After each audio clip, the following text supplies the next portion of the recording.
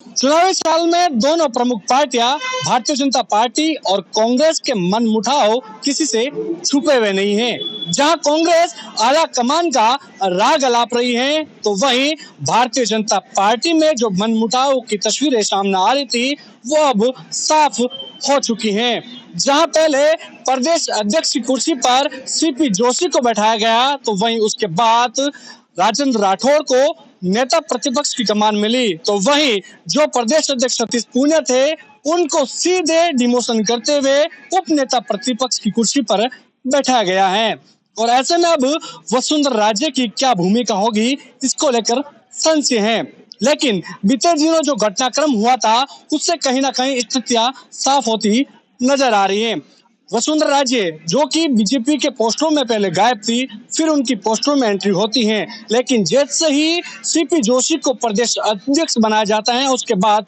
वसुंधरा राजे ना बल्कि इन कार्यक्रम में आती हैं, बीजेपी की बैठकों में अब आने लगी हैं, बल्कि उनके जो साथ इर्द गिर्द समर्थक नेता घूमते थे वो भी अब बीजेपी के गलियारों में नजर आते हुए हैं। क्योंकि जो नेता कभी भी बीजेपी कार्यालय में सरकार जाने के बाद कभी नजर तक नहीं आए थे, वो अब बीजेपी के केंद्र नेतृत्व के हुए और जो भी बीजेपी के पदाधिकारी है राजस्थान में, उनके इर्द गिर्द घूमते हुए नजर आते हैं। अब ऐसे में जिस तरह से बीते रविवार को जयपुर बीजेपी मुख्यालय में जो घटनाक्रम हुआ, जहां पर वसुंधरा राजे खुद सतीश पूनिया को, राजेंद्र राठौड़ को, सीपी जोशी को बधाई देने के लिए बीजेपी मुख्यालय पहुंची, बल्कि वही वसुंधरा राजे जो पहले बीजेपी के किसी भी कार्यक्रम में राजस्थान में शिरकत तक नहीं करती थी, या यूं कहे कि सिर्फ अपने शक्ति प्रदर्शन में खुद के निजी कार्यक्रम में वो नजर आती थी, लेकिन बीजेपी के किसी भी प्रोग्राम में, बैठक में वो नजरअंदाज रखती थी।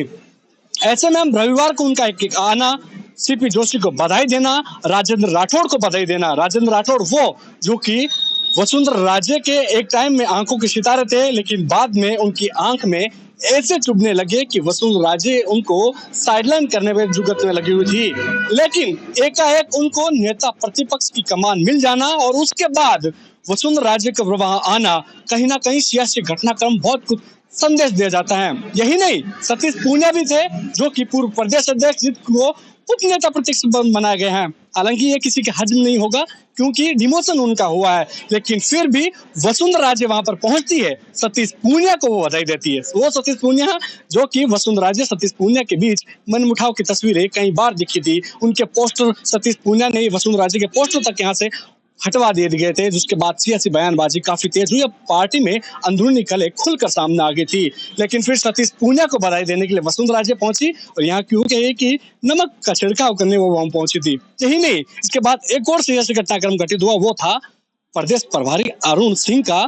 वसुंधरा राजे के सिविल लाइन आवास पर जाकर उनसे मुलाकात करना। यह दर्शाता है कि कहीं ना कहीं केंद्र नेतृत्व ये चाहता है कि वसुंधरा राजे को साइडलाइन करके बीजेपी को हासिल नहीं कर सकती थी। ऐसे में वसुंधरा राजे को मुख्य धारा में लाना बेहद जरूरी है चुनावी साल के लिहाज से।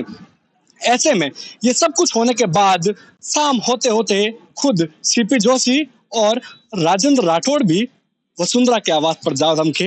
अब इन सब की तस्वीरें साफ हो चुका है कि कहीं ना कहीं बीजेपी हाईकमान ये चाहता है कि वसुंधरा राजे को बड़ा ओहदा दिया जाए, ताकि उनके समर्थक ये जान सके कि वसुंधरा राजे को साइडलाइन किया नहीं किया गया है। बीते 4 सालों में भले वसुंधरा राजे किसी कार्यक्रमों में बीजेपी से रूप से सक्रिय नहीं हो पाई हो, खुद के लिए वो सक्रियता दिखाई हो, लेकिन अब जिस तरह से घटनाक्रम तेजी से बदल रहा है तो उससे लग रहा है कि वसुंधरा राजे को बड़ा ओहदा बीजेपी देने जा रही है। राजनीतिक पंडितों का मानना यह भी है कि बीजेपी कहीं ना कहीं जो इलेक्शन कैंपेन की जो कमेटी का जो अध्यक्ष पद है वो शायद वसुंधरा राजे को दे सकती है, और इसको लेकर आने वाले 2 सप्ताह के अंदर अंदर वसुंधरा राजे की भूमिका लेकर कहीं ना कहीं फैसला हो जाएगा। यह साफ है कि अमित शाह ने साफ कर चुके हैं कि यहाँ पर राजस्थान में चुनाव में मुख्यमंत्री को लेकर किसी का चेहरा साफ नहीं होगा, लेकिन यह जरूर है कि वसुंधरा राजे को साइडलाइन करके बीजेपी ये रिस्क कभी नहीं उठा सकती कि वसुंधरा राजे के बिना वो चुनाव के मैदान में उतार सके। और ऐसे में यही वजह है कि अब वसुंधरा राजे के समर्थक नेता भी कहीं ना कहीं खुश हैं, और अब जिस तरह से उनकी सक्रियता दिखाई दे रही है बीजेपी के इर्द गिर्द, राजस्थान के अलग अलग हिस्सों में जाते दिख रहे हैं, पार्टी को लेकर वो प्रचार करते हुए दिख रहे हैं, तो ऐसे में लग रहा है कि आने वाले दिनों में जिस तरह से वसुंधरा राजे की भूमिका लेकर जो संदेश बरकरार है उसकी स्थिति भी साफ हो जाएगी और वसुंधरा राजे को कमान देकर कहीं ना कहीं केंद्र नेतृत्व भी ये साफ जाहिर कर सकता है कि बीजेपी में किसी तरह का मनमुटाव नहीं है। बीजेपी एक होकर चुनाव में उतरेगी। लेकिन इससे इतर कांग्रेस में क्या कुछ घटनाक्रम चल रहा है तो सबके सामने सचिन पायलट और अशोक गहलोत दो के बीच खींचतान है। लेकिन फिर भी आला कमान ऐसा लाव वाला रही है कि सब बाकी ये कर रहे हैं कि आला कमान कुछ करेगा, बीच में हस्तक्षेप करेगा, कहीं ना कहीं स्थिति को साफ करेगा। लेकिन अब तक इस तरह की कोई भी तस्वीरें साफ नहीं हो पा रही है। पता नहीं क्यों कांग्रेस इस जाल में उलझी हुई है कि इन दोनों को अभी तक सेध नहीं पा रही है।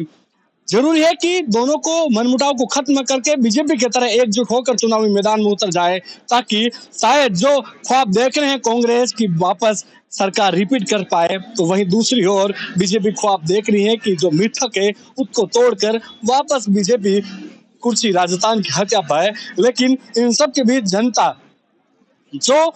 लगातार बीते 4 सालों में कांग्रेस के प्रति जो उनका आक्रोश था और जो आक्रोश सतीश पूनिया उस जन आक्रोश यात्रा में तब्दील करके जनता के बीच गए थे, उसका भी पता नहीं क्या हुआ। क्यों वो सरकार को साध नहीं पाए, क्यों वो सरकार को घेर नहीं पाए। यही वजह है कि बीजेपी में इतने जल्दी किया, क्यों कहें कि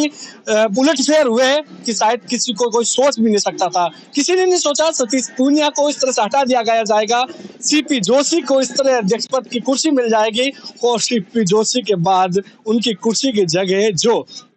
सतीश पूनिया उनका डिमोशन इस कदर कर दिया जाएगा। और वसुंधरा राजे की अब जब भूमिका साफ हो जाएगी तो वसुंधरा राजे की ताकत, उनकी फैन फॉलोइंग, उनके प्रभाव को देखते हुए कहीं न कहीं बीजेपी हाईकमान, बीजेपी आला कमान ये तस्वीर साफ करेगी कि अब वसुंधरा राजे पीछे नहीं है। उनको भी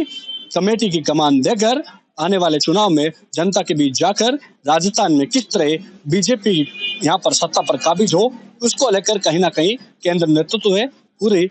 तैयारियों में जुट चुका है। और यही वजह है कि जो घटनाक्रम तेजी से बदल रहा है उसके पीछे पूरी केंद्र नेतृत्व की नजर है और यहाँ क्यों कहे कि उनके इशारे पर ही ये सब कुछ घटित हो रहा है। कैमरा सहयोगी मनोज के साथ विशाल शर्मा, जयपुर, राजस्थान तक।